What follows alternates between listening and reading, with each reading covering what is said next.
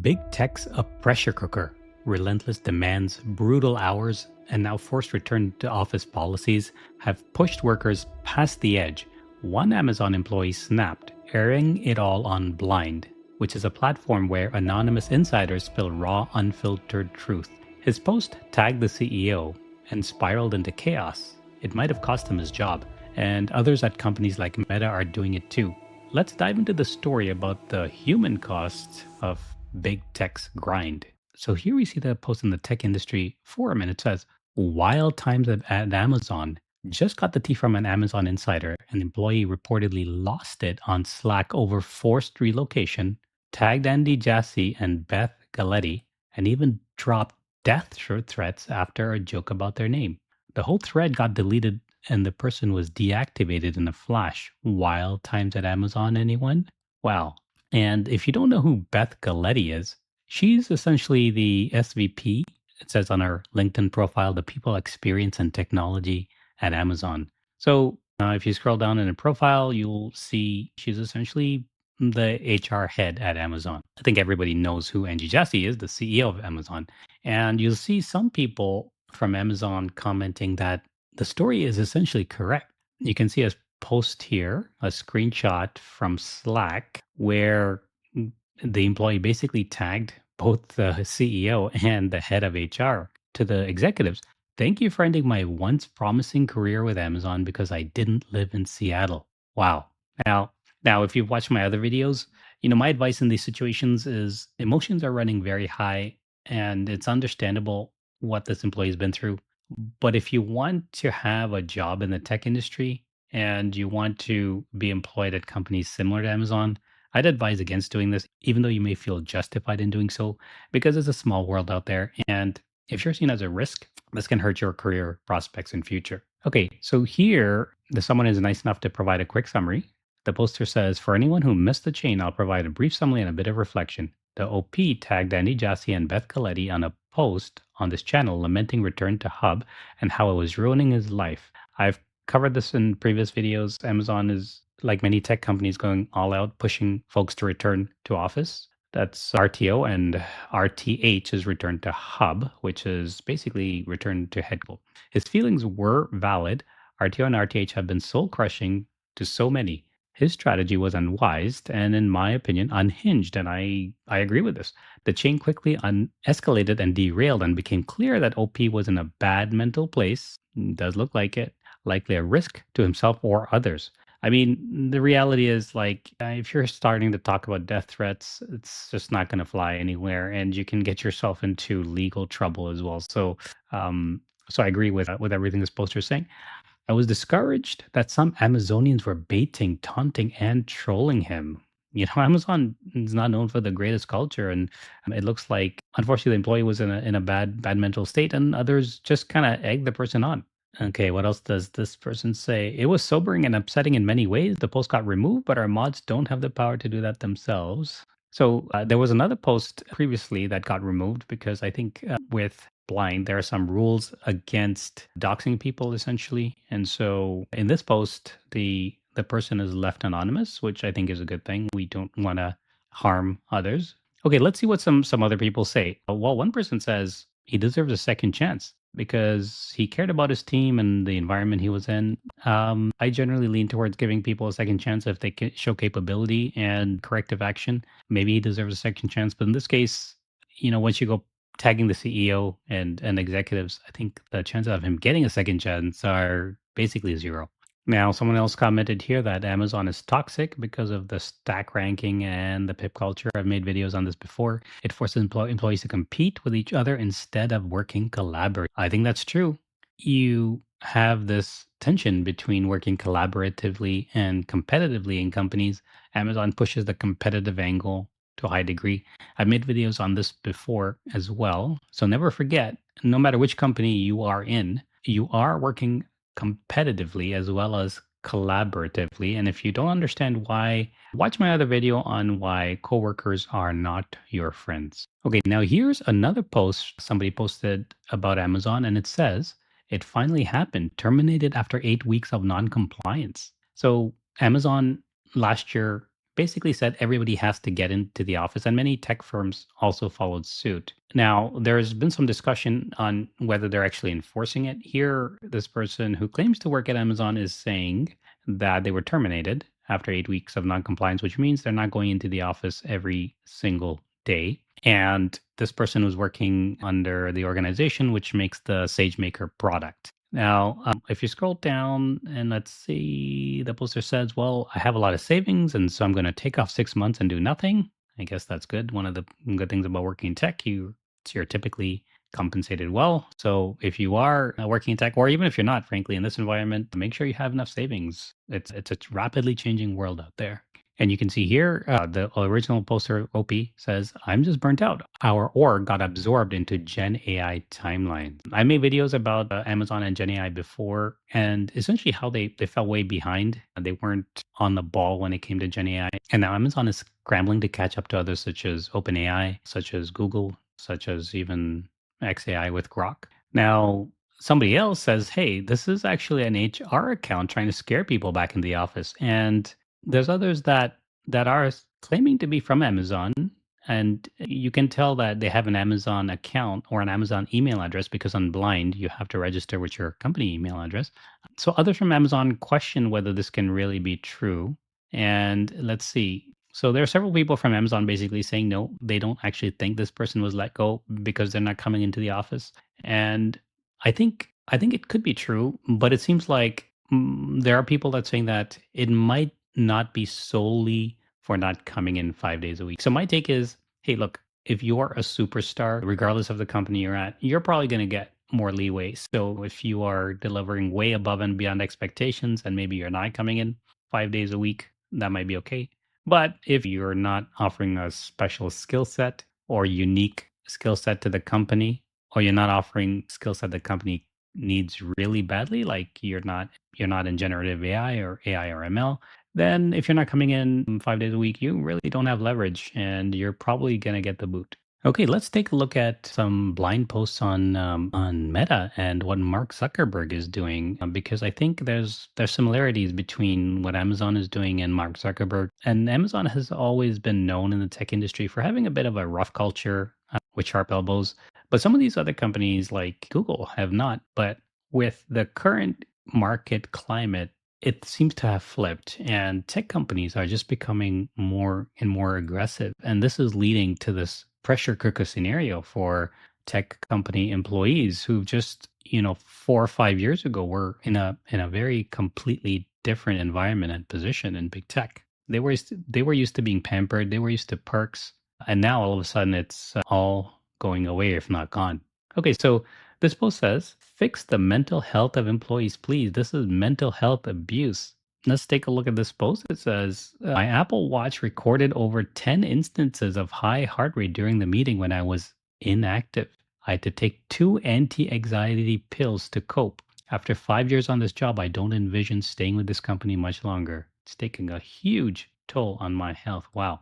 So this is important. If you're in an environment, you're in a company which is taking a huge toll on your health, I think you need to address that right away. If you don't have health, you don't have anything else. I made a video on mental health before, so if you want to check it out, feel free to do that. Now you can see that the responses to this post are sort of split in two.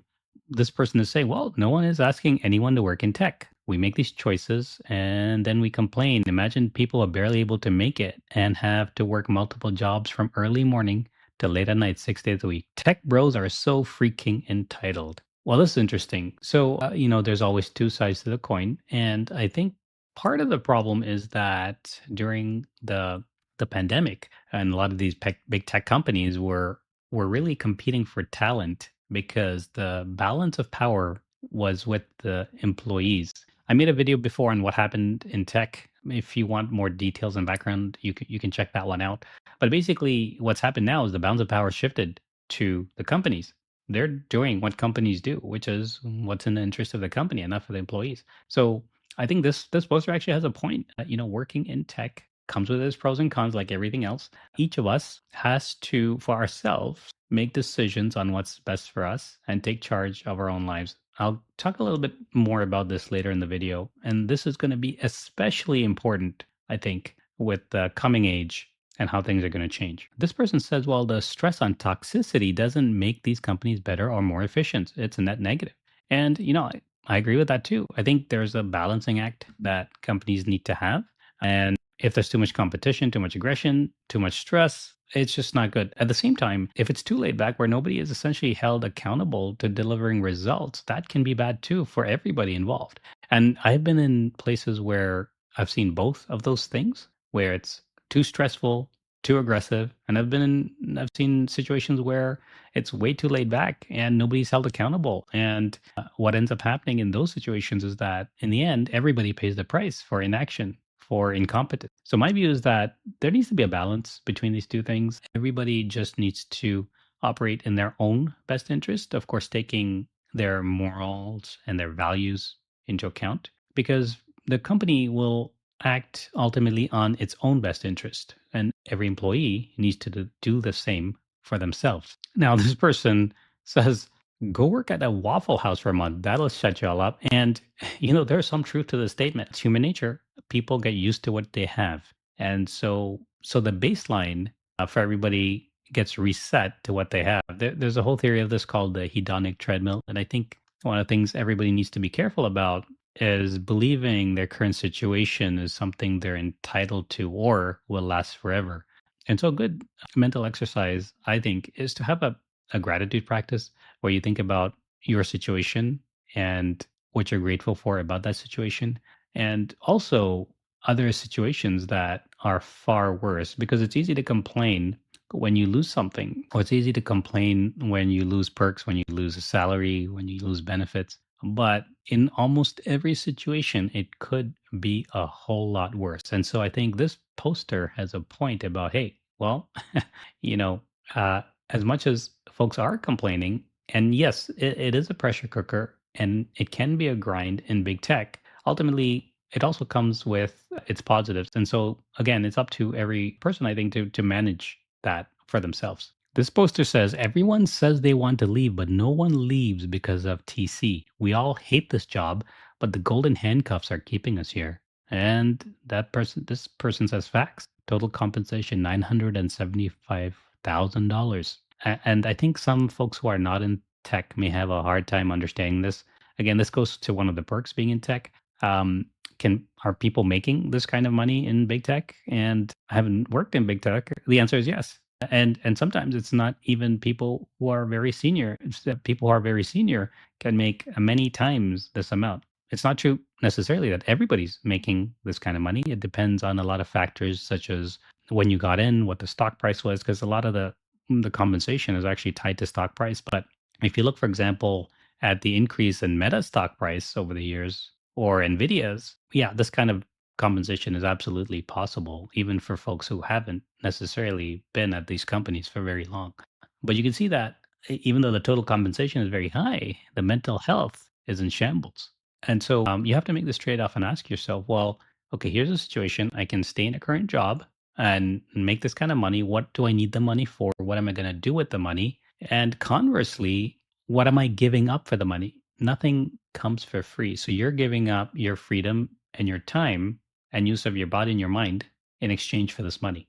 Now, if in return you're getting very, very poor physical health and you're not able to spend time on other things, whether it's hobbies, whether it's family, whatever it is that's important to you, it may actually not be worth that money. It all depends on your specific situation. So I think everybody has to ask themselves what's important to them, how they're prioritizing life. Do they need the money? Or can they use, for example, less money, but find a better environment for their own personal situation? Here's a poster that says, well, the only person responsible for your mental health is you. If you don't want it, if you don't want the stress, don't take a stressful job. It's not rocket science. Now, here is an interesting post that somebody made.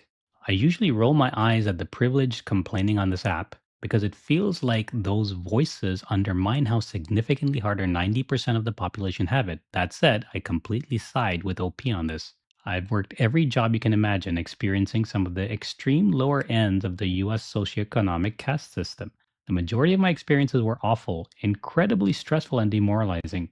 It didn't matter if I was washing dishes and preparing food, working a 12-hour shift in a factory, serving customers, hustling for a commission, or working a cushy office job. So this is an interesting post from a person who's had a wide variety of experiences. I've done some jobs before getting into tech, before getting my degree in tech, summer jobs, those kind of things. So it maybe not quite the exact same situation where I needed those jobs to earn an actual living, but I understand, I think, where this poster is coming from. That said, most of the stress was manageable. All instances where the stress had led to serious health concerns and where work dominated my personal time, those were the cushy office jobs. There's something about US office culture that tolerates and often rewards incredibly toxic dynamic. Based on what's happening in big tech today, I think this is what's causing more of the pressure cooker environment. There's a clear hierarchy of power within most corporate settings that often results in backstabbing, verbal abuse, or even vindictive plotting against coworkers as everyone else tries to get their piece. Yeah, so this happens in companies. I mean, in summary, it's called politics, and the politics arise because of human nature. People are still tribal in tech companies.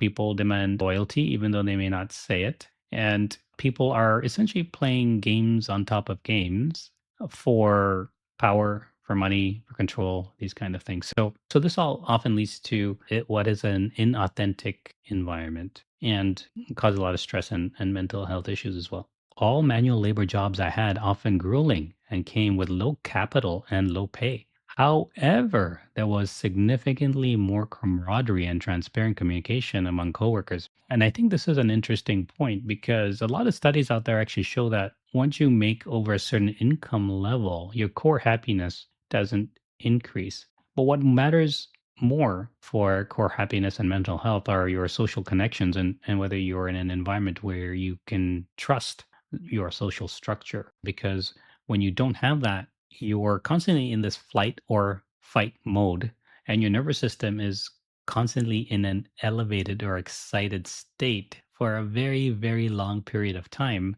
which is not really designed to do. It's only designed to be in that state for short periods of time. But the situation we find ourselves these days in big tech and also probably not in big tech in many cases is that because of the, let's say, toxic environment, this fight or flight mode of the nervous system is on pretty much during the entire workday or even outside the workday because today we're connected 24/7 with tools and technology.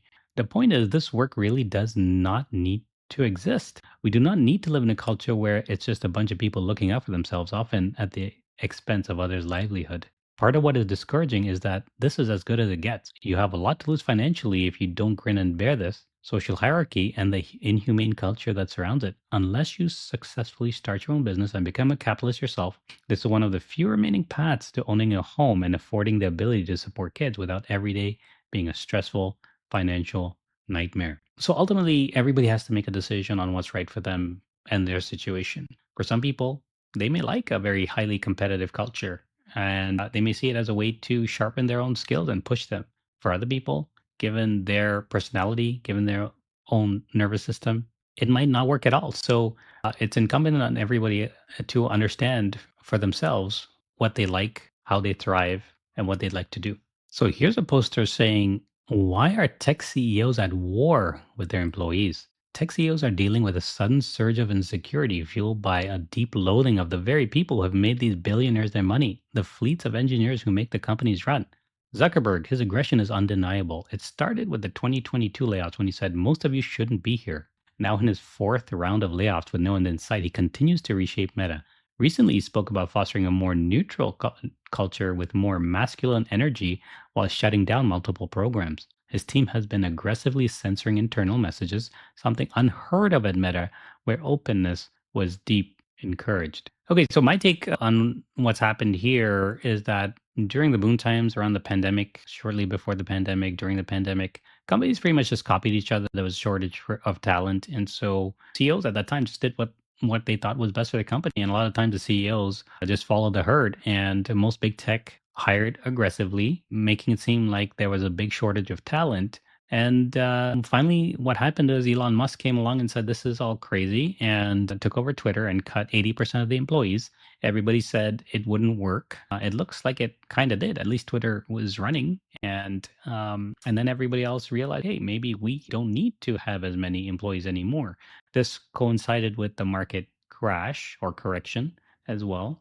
And so companies just needed to cut costs. All right, let's see what they say about CEO Musk. On the other side, we have Musk, who demands 80-hour work weeks, threatens employees, has laid off 80% of Twitter's workforce. Now his focus is shifting to federal workers. Yeah, that's true. Andy Jassy, Amazon's Andy Jassy, is pushing a strict 5-day RTO, forcing relocations, cutting managerial roles, and making Amazon an increasingly difficult place to work. Yeah, I think they want highly competitive people who are going to work a lot. And right now, they can afford to do that because of the market conditions. Others, we have Indian CEOs demanding employees work on Sundays instead of spending the day staring at their wives. They're openly asking Indians to adopt the Chinese 996 culture. Well, I've had CEOs ask me to work on the weekend in the past, and this can happen at startups especially. It seems they're trying to push people out, replacing them with immigrant workers who won't push back. But since employees aren't quitting fast enough, they're resorting to making work conditions unbearable. And any discussion about reducing H-1B visas is a very sensitive topic to them. Well, yeah, I think essentially that's partially true. I think executives know that they have the balance of power now. They can afford to be more picky. There are probably people in the company that don't align with their views or priorities, but that they hired previously in less favorable conditions for the company. And so now they're just going to exert the pressures to push those people out. Now, I find this comment interesting. This is only going to end when companies with more humane cultures start to outcompete the old incumbents such as Meta, Amazon, etc., or become a significant share of the tech employment such that the likes of Musk have to play nice to attract the necessary talent. That, or the tech employer employee relationship breaks down altogether and increasing numbers of us unionize. It is predictably unfortunate that Zuckerberg, Musk, are becoming the very people and building the very institutions they rebelled against in their youth, the old top-down conformist punitive conglomerates that ruled in the 80s and 90s.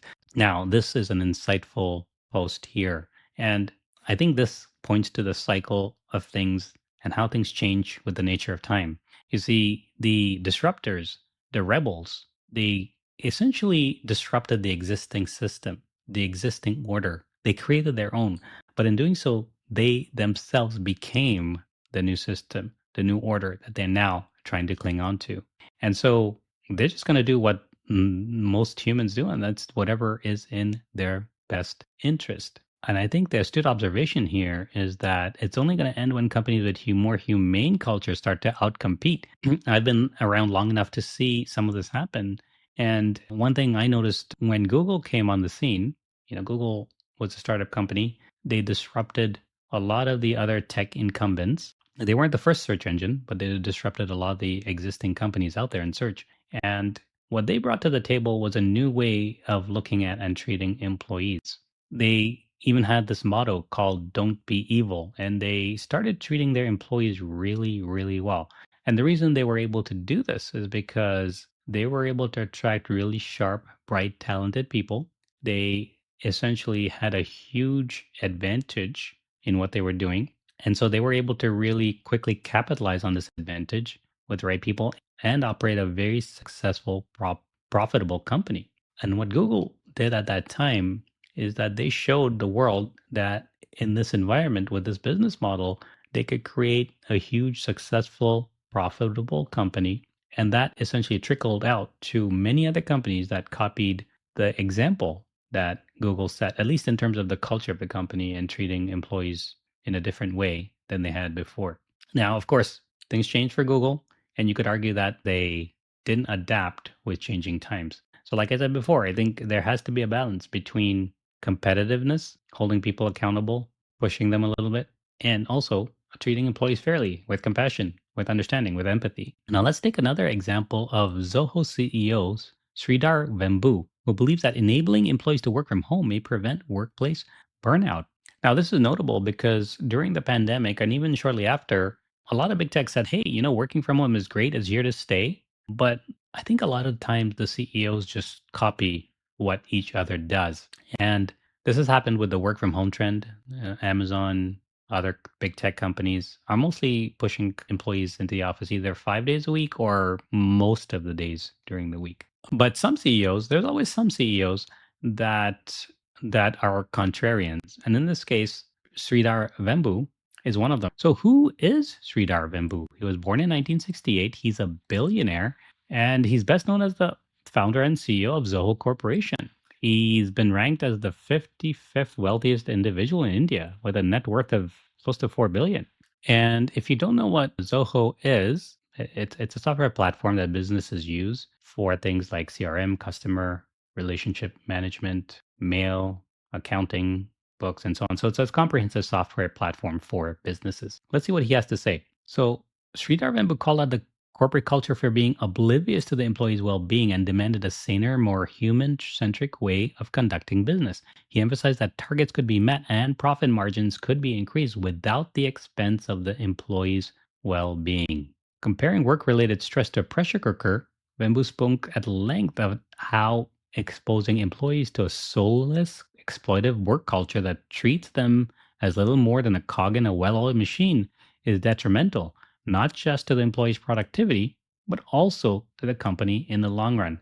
He said that you have loneliness, long commutes, stressful work conditions. So you're throwing people into a very big pressure cooker. And very tragically, some people break, other people are broken, Vembu said.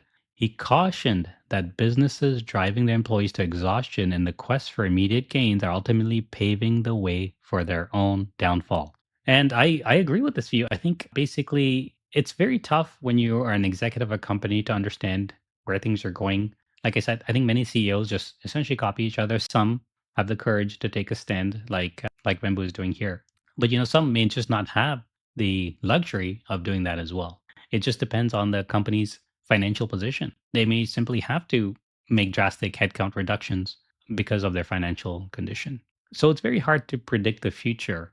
But I think it's possible that in the future, companies will realize that they've made a mistake with how they've treated employees, and they'll pay a price for it when the time comes. Okay, so he said that his secret to maintaining a work life balance, and he's been doing this for over 3 decades, he always aimed not to topple the work life balance and pursuit for business growth. He's been working for 27, 28 years, and he hopes to work for another 28. But to do that, I cannot allow myself or my employees to burn out. This seems to be a good balance to me. Part of how he does that is by decentralizing company activities. He shifts them out of large metro areas. So this is almost the exact opposite of what companies like Amazon are doing with RTH or Return to Hub, and enabling employees to stay near their hometowns. We often relocate young professionals from small towns to big cities where the initial struggle is battling isolation. And isolation is a real problem, even though we're more connected. Survey after survey says we're more lonely than ever. They endure lengthy commutes, sometimes lasting up to 2 hours each way, especially in places like Bengaluru. It's no wonder many feel burnt out. Vembu advocates for expanding business operations into smaller towns and rural regions as he believes this approach can alleviate employee stress while promoting a more sustainable path for growth. I think these are all some fantastic ideas, and I'm glad somebody is looking at these and pursuing them. One of the very important undercurrents that's happening in tech and big tech, and frankly, everywhere, is AI.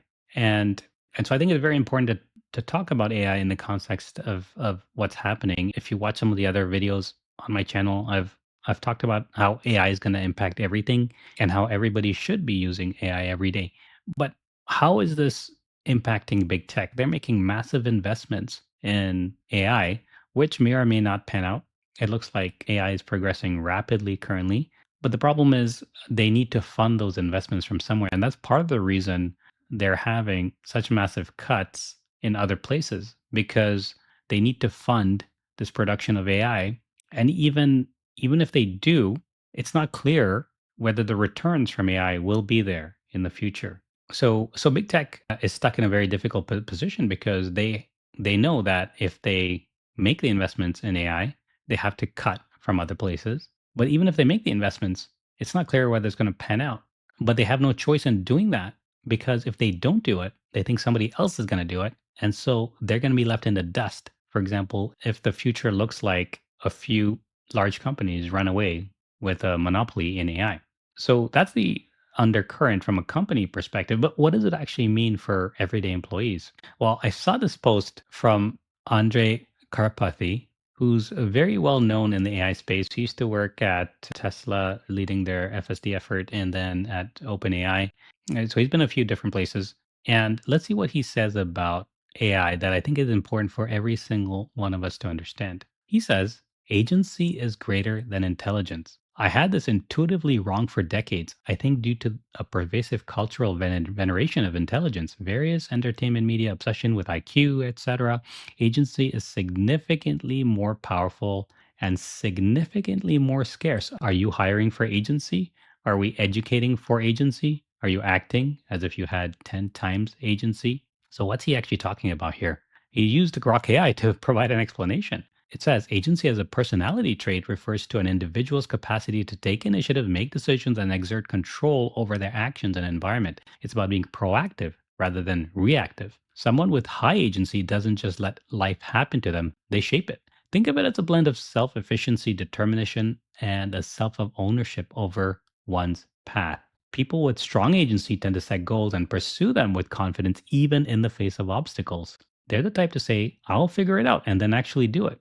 On the flip side, someone with low in agency might feel more like a passenger in their own life, waiting for external forces like luck, other people, or circumstances to dictate what happens next. It's not quite the same as assertiveness or ambition, though it can overlap. Agency is quieter, more internal. It's the belief that you can act paired with the will to follow through. Psychologists often tie it to concepts like locus of control. High agency folks lean toward an internal locus, feeling they steer their fate, while low agency folks might lean external, seeing life as something that happens to them. This is a pretty profound post because essentially, I think it points to the fact that the golden age of knowledge work may, in fact, be over.